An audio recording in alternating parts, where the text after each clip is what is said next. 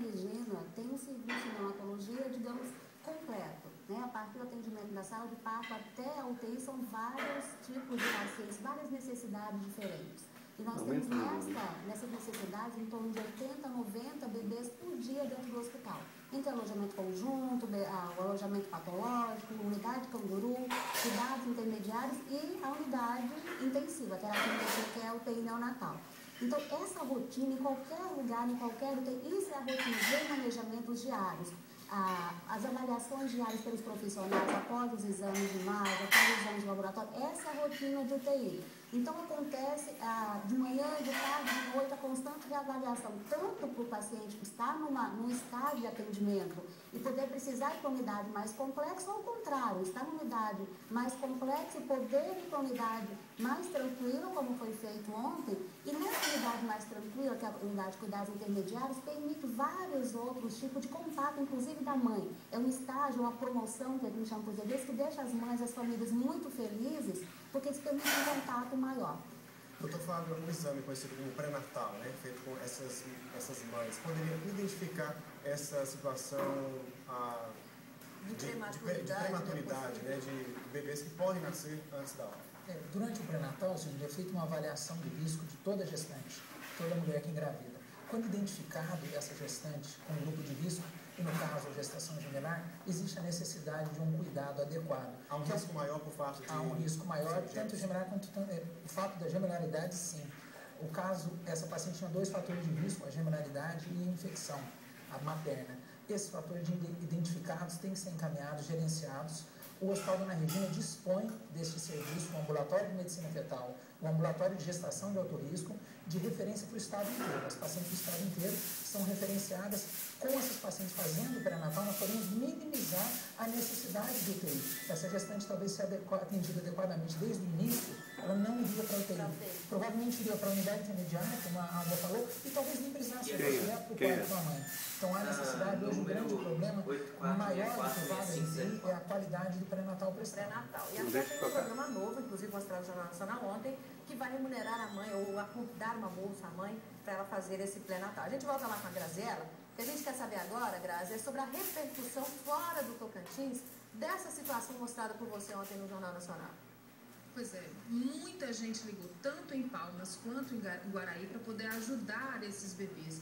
Hospitais particulares e até empresários ligaram do Pará, do Rio de Janeiro, se colocando à disposição para receber esses bebês em UTI particular sem custo nenhum para a família, ou até em pagar o transporte aéreo por uma UTI aérea. Realmente a repercussão foi muito grande a respeito desse caso, Josiel. Graziela, por volta de quantos dias esses bebês devem continuar aí internados? Eu conversei agora há pouco com o diretor técnico aqui do hospital, que é até o doutor Fábio que está aí com vocês. Ele me disse que essa avaliação seria mais, não sei se mais exata, daqui 24 horas. Agora, nesse momento, ainda não é possível dizer quanto tempo os bebês vão ficar internados aqui na UTI. Mas eu queria aproveitar esse momento, que também o doutor Fábio pediu que eu lembrasse, esses bebês vão receber leite do banco de leite. Como a mãe não amamentou, ela ainda não conseguiu produzir leite para esses bebês, a Carla. Então a gente pede, o banco de leite está com estoque baixo, nós já fizemos várias reportagens a respeito disso, e a gente pede então para as mães que estão nos assistindo, que solidarizem com o caso da Carla, que puderem, que façam doação aqui no banco de leite do Hospital Dona Regina para alimentar esses bebês. E mais uma coisa para vocês, eu conversei agora há pouco com a Carla, que ela veio visitar, ela está bem mais tranquila, bem mais esperançosa, o semblante dela é outro diante do atendimento dos bebês agora na UTI neonatal. Obrigado, Graziela. A gente espera... E parabéns para a Graziela pela reportagem aí, né? também, para ela e para o Charles, que fizeram todo esse acompanhamento. A gente volta a conversar aqui com a diretora Alba. Diretora, essa questão então do banco de leite hoje, a Graziela acabou de dar esse alerta. Hoje, o que é necessário para o banco de leite atender as crianças que estão lá precisando de UTIs ou estão ocupando as vagas de UTIs? Realmente, mais doações. Todas as mães que estão com seus bebês internados no hospital, nós já fazemos com elas essa campanha, a gente faz orientação diária da ordenha, né, da extração manual do seu próprio leite, que é pasteurizado pelo oferecido aos bebês, mas essa demanda, às vezes a produção dessas mães não tem o volume adequado para a demanda de todos os bebês internados. Então, o que a gente precisa é de cada vez mais solidariedade em relação à doação de leite. Estamos temos o serviço com a parceria do Corpo de Bombeiros, então as mães que tiverem interesse façam contato conosco no hospital e nós, os bombeiros vão até as suas residências, levar as embalagens adequadas, fazer a orientação do banho manual e depois buscar os potinhos de leite. Doutor Fábio, nessa situação e outras, a transferência de bebês prematuros para outro estado representa mais risco? Qualquer tipo de transporte representa risco. Quanto mais distante for o transporte, maior o risco. Principalmente pela equipe que vai realizar, se está preparada tecnicamente para isso e para onde vai ser transferido. Quanto maior o período de transporte, pior é. Então, se puder acomodar dentro do estado, é feito. Nós temos 38 leitos públicos, mais 8 leitos privados que o estado compra para suprir essas vagas. Mas o serviço de gestação de alto risco, que ele já tem 8 anos no estado, ele conseguiu diminuir muito a mortalidade dos nossos bebês aqui Tocantins.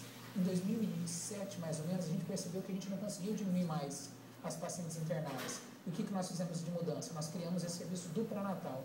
Com a criação do pré-natal, nós conseguimos diminuir ainda mais, diminuindo a necessidade de transferências. Eu pergunto agora à diretora Alba, essa situação ela não mostra a necessidade de se ampliar o número de vagas em UTIs neonatais e colocar onde não tem, como cidades grandes, como Guarani, por exemplo?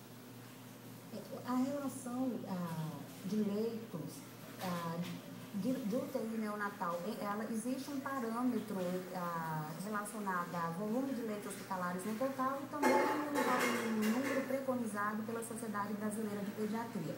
Mas como o Fábio disse, essa avaliação ela não pode ser pontual, não pode ser isolada do contexto.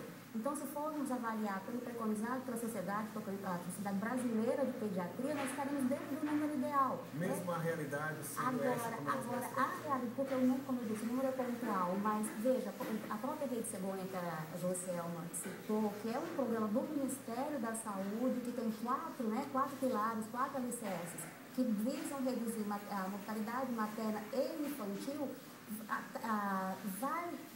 trabalha, a intenção é trabalhar esses pontos, pré-natal, assistência ao parto e sim, também ampliação de leitos de UTI. Mas se nós pensarmos só em leitos de UTI, além de nunca serem suficientes, não trabalharmos a questão assistência, os encaminhamentos de assistência correta, também nunca reduziremos a mortalidade dessas crianças tão pequenas que poderiam estar numa situação melhor, perto de casa, sem esses transtornos todos. Doutor Fábio, o que é um pré-natal ideal? Quantas idas ao médico? O que é feito nesse pré-natal? Por que ainda há mulheres que não fazem o pré-natal? O pré-natal de baixo risco, preconizado pela FEBRASO, que seria o comparativo da Sociedade Brasileira de Pediatria, na ginecologia, ele recomenda 6 consultas mínimas, ele recomenda no mínimo 3 ultrassonografias e exames de rotina laboratoriais. Nesses exames podem ser rastreados fatores de risco, nestes 6 encontros podem ser rastreados fatores de risco e encaminhados para o serviço de gestação de alto risco. Se o problema for no bebê, no caso de gemelares, encaminhado para o serviço de medicina fetal. São fatores que a gente tem que detectar durante a gravidez. Como a Alba citou bem, o mais importante do que termos muitos leitos de UTI é termos um pré-natal de qualidade. E, infelizmente, a gente tem essa deficiência em algumas cidades do interior, a dificuldade de alocar médicos nesses locais. É muito melhor tratar a hipertensão do que ter muitos leitos para infarto na UTI. Então, se a pessoa não for hipertensa, nós vamos diminuir muito a necessidade de leitos de UTI adulto, de um adulto infartando. É melhor tratar a hipertensão. É melhor fazer o pré-natal do que ampliarmos cada vez mais os leitos de UTI. Agora, outro questionamento que eu tenho aí como mãe, que tem filhos também pequenos, agora eles não estão mais amamentando, mas essa questão da produção de leite pós o parto. No caso da Carla, ela ainda não amamentou os seus bebês. Isso deve acontecer como? Quanto tempo leva para que esse leite passe a ser produzido? O principal estímulo para a produção de leite, ao contrário do que muitas pessoas pensam que é medicamento, é o estímulo sucção. Quanto mais o bebê for colocado no peito da mãe, mais leite ela vai produzir. E isso vai acontecer a partir de que momento? A partir do momento que tiver o contato pele a pele. Aí a importância de hoje, Dona Regina, ter a unidade intermediária, o projeto Canguru, porque o mais cedo possível, essas crianças ventilando espontaneamente, e que a gente torce que seja o mais breve possível, já vai ter esse contato pele a pele, esse estímulo. A nossa equipe do banco de leite, que é espetacular, vai já estar orientando, estimulando essa mãe para o mais breve possível, ela já poder estar amamentando esses 2 bebês. Diretora, a mãe disse que ela, no primeiro momento, ela teve esse questionamento para ela escolher qual bebê deveria ser priorizado. Essa conduta ela é correta? Ou, se não é, qual seria o encaminhamento, o atendimento correto a uma mãe que se encontra numa situação como essa? Optar por um dos filhos ou é um choque para uma mãe receber uma notícia dessa, né? Escolher entre um dos filhos? Essa pergunta, e vindo de um agente do hospital. Essa pergunta eu vou responder como mãe também. Não tenho gemelário, tenho 2 filhos e não gostaria de estar nessa situação. Mas essa situação de ter a disponibilidade de um leito e ter que escolher entre 2 bebês em situações semelhantes, é uma informação que não é nossa, que não é do Dona Regina. Né? Quando nós disponibilizamos os leitos, disponibilizamos os 2, fizemos questão que as ambulâncias, né, já que cada um vinha em uma ambulância, para atender essa demanda emocional da mãe, de não quero que separem os bebês, que eles viessem juntos, eles chegaram juntos no Dona Regina, embora em ambulâncias separadas, mas para que ela nem temesse em nenhum momento que um fosse ter a vaga e o outro não tivesse.